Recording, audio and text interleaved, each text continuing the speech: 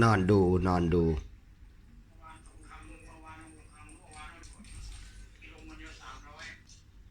ก่อนไม่ใช่วันนี้ลงมาอีกตั้ง200 กว่าบาท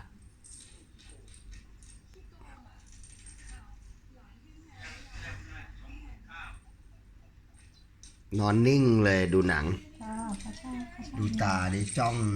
ดูจ้องจ้อง